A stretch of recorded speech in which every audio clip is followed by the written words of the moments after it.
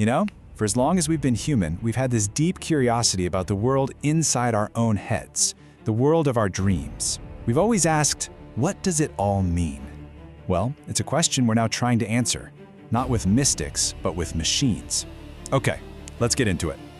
And the philosopher Voltaire, he kind of nailed it, didn't he? Humanity has always felt that dreams hold some profound key to understanding, well, everything. They don't just feel like random noise at night. It's like a second life, this whole other reality we just step into when we close our eyes. And that really gets to the heart of what we're talking about today.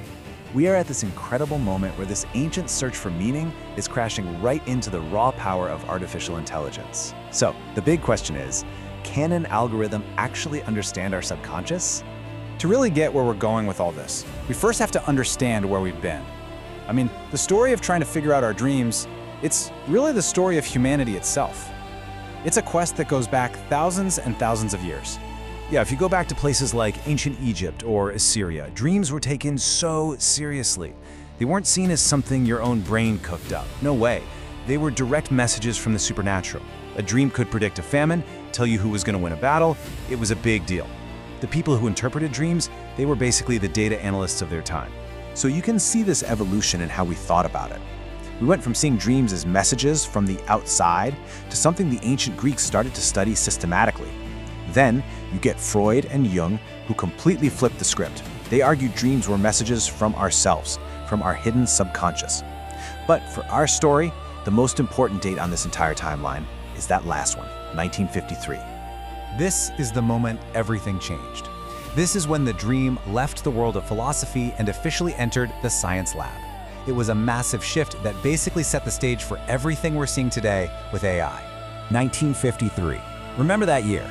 A researcher named Eugene Isarinsky was studying sleeping infants, and he noticed something really weird about their eyes. He discovered rapid eye movement, REM sleep. And for the first time ever, dreaming wasn't just this subjective thing you tried to remember in the morning. Nope, it was a distinct biological process you could actually measure and record. You could literally see when someone was dreaming. And that right there is the key. The whole conversation shifted from talking about symbols and hidden meanings to brainwaves and neural activity. Moving from the psychoanalyst's couch to the scientist's lab is what paved the way for a totally data-driven approach to our inner worlds. So how does all that history lead to today? Well, decades of collecting all that sleep data laid the groundwork for the next huge leap, teaching an AI to understand the very language of our dreams. So let's meet DreamNet. This is a really simple but honestly a perfect way to think about it.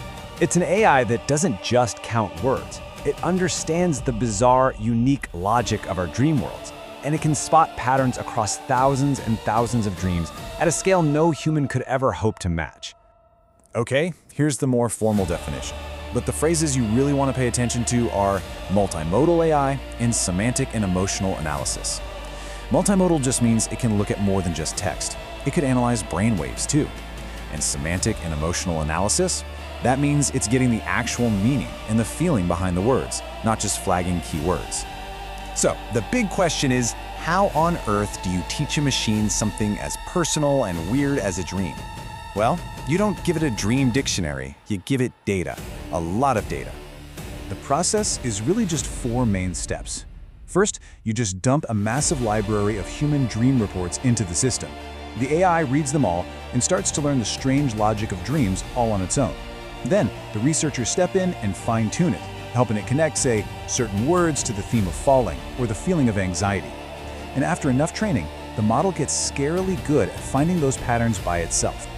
All right, so after all that training, what did the machine actually find? Did this whole experiment even pay off? I mean, this is the question, right? It's one thing to build a cool piece of tech, but can it really get a handle on the chaos of the human subconscious? Well, it turns out the answer is a huge, resounding yes. Just look at this. The improvement is staggering. Old school systems were right about 65% of the time. Not bad.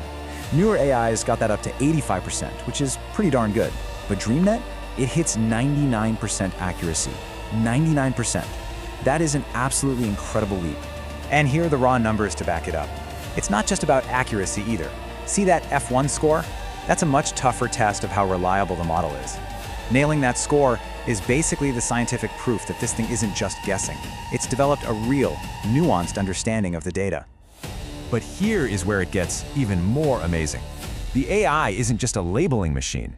Because it's processed so much information, it can actually start to see the invisible threads connecting the stuff in our dreams to the emotions we feel while we're having them. So for instance, we all kind of feel that dreams about falling are stressful. Well, DreamNet actually put a number on it. It found a super strong correlation, 0.91, with anxiety. And on the flip side, it confirmed that dreams about flying are much more strongly linked to joy. It's taking our gut feelings and backing them up with hard data. So where does this all go? I mean, we are right on the edge of a brand new era in understanding the human mind. The ability to map the subconscious at this kind of scale, it's just enormous. So why does this matter? Well, this could completely change psychology. Researchers can now study millions of dreams, which could lead to amazing new tools for mental health, maybe spotting warning signs in our dream patterns long before they show up in our waking lives. We are, literally for the first time, creating a data-driven map of our own inner universe. And that leaves us with this one last, really big question. For thousands of years, we looked to gods and mystics to tell us what the shadows in our minds meant. Now, we're looking to silicon and algorithms. And as these machines get better and better at reading our deepest, most private thoughts, what truths about being human will they end up showing us? Thanks for watching.